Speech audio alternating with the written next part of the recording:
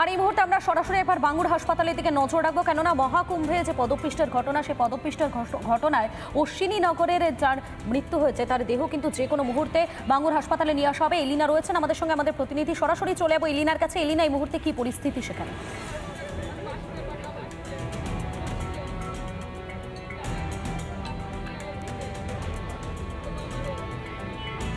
একেবারে মধুকর্পিতা, দেখো এই মুহূর্তে বাঙ্গুর হাসপাতালে রয়েছি, তুমি দেখতেই পাচ্ছ পরিবারের লোকজন বাসন্তী পোদ্দারের তারা এসে পৌঁছেছেন ইতিমধ্যেই বাঙ্গুর হাসপাতালে।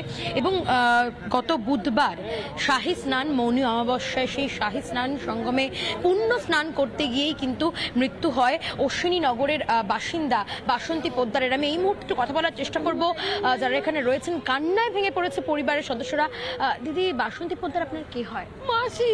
মাসি হয়। লাস্ট কবে কথা হয়েছিল? আমার সাথে কোনো কথা হয়নি। দেখতে এসেছেন? আমি দেখতে এসেছেন। বেশ, আমি আরো একজনের কাছে যাব। প্রত্যেকেই তুমি দেখতে পাচ্ছ এই মুহূর্তে তারা প্রত্যেকে অধীর অপেক্ষা করছেন কখন তার দেহ নিয়ে আসা হবে। এবং পুণ্য স্নান করতে গিয়েছিলেন বাসন্তী পোদ্দার, কিন্তু পুণ্য স্নান করে ফেরা হলো না, তার দেহ ফিরছে কফিন বন্দি হয়ে। আমি আরো একজনের সাথে কথা বলার চেষ্টা করব। দিদি, একটু কথা বলবো। বাসন্তী এমার্জেন্সি আমার দিদা হয়। লাস্ট কবে কথা হয়েছিল?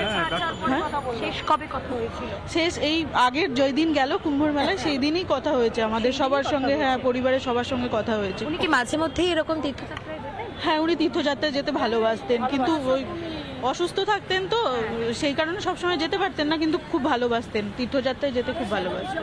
একেবারেই তুমি শুনতেই পাচ্ছ, তার নাতনির সঙ্গে আমরা কথা বলছিলাম। একদিকে তার বোনঝি রয়েছে, তার নাতনি রয়েছে। আমি আরো একজনের সঙ্গে কথা বলবো। বাসন্তী দেবী আপনার কে? আমার মাসি হয়। আপনারও শেষ কবে কথা? আমাদের রোববার দিনও কথা হয়েছে, সোমবার দিনও রাত্রে কথা হয়েছে, তারপরে আর আমরা কথা বলতে পারিনি।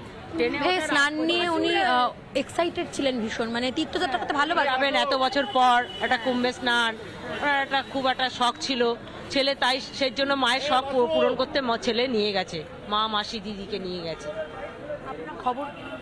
আমরা খবর পেলাম এরকম খবরের চ্যানেল থেকে, আমরা খবর পেয়ে আমরা পেয়েছি। এখন অপেক্ষা করছি। হ্যাঁ, আমরা এখন আসবে, মাসিকে দেখবো, আমরা দেখার অপেক্ষায় রয়েছেন। তুমি বুঝতেই পারছো, প্রত্যেকে এখানে চূড়ান্ত কান্নায় ভেঙে পড়েছেন, শোকে ভেঙে পড়েছে পরিবারের সদস্যরা। বাসন্তী পোদ্দারের পরিবারের লোকজন তারা এখানে রয়েছেন। এবং যে কথাটা প্রত্যেকেই বলছেন যে শাহী স্নান সঙ্গমে পুণ্য স্নান করতে গিয়েছিলেন তিনি, তীর্থযাত্রা করতে অত্যন্ত ভালোবাসতেন বাসন্তী পোদ্দার, এবং মাঝে মধ্যেই তীর্থযাত্রায় তিনি বেরিয়ে পড়তেন। এবং এবার 144 বছর পর, এত বছর পর এই মহাকুম্ভে পুণ্য স্নান করতেই কিন্তু বাসন্তী পোদ্দার ছেলের সঙ্গে গিয়েছিলেন প্রয়াগরাজে।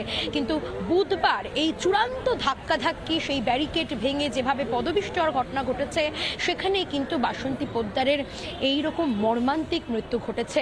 এবং এই মুহূর্তে তুমি দেখতে পাচ্ছ বাঙ্গুর হাসপাতালে পরিবারের সদস্যরা তারা প্রত্যেকে এসেছেন, প্রত্যেকে কান্নায় ভেঙে পড়েছেন। সান্ত্বনা দেওয়ার ভাষা নেই। আমি জানি মাসিমা, আপনার কে হয় বাসন্তী দেবী? আমার দিদি। আপনার দিদি হয়।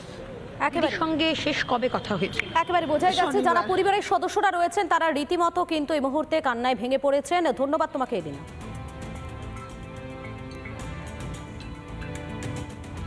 নানা ধরনের কন্টেন্ট দেখার জন্য লাইক করুন, শেয়ার করুন আমাদের ফেসবুক পেজ, সাবস্ক্রাইব করুন আমাদের ইউটিউব চ্যানেল। পাশাপাশি অন্যান্য ব্রেকিং নিউজের জন্য অবশ্যই চোখ রাখুন রিপাবলিক বাংলায়।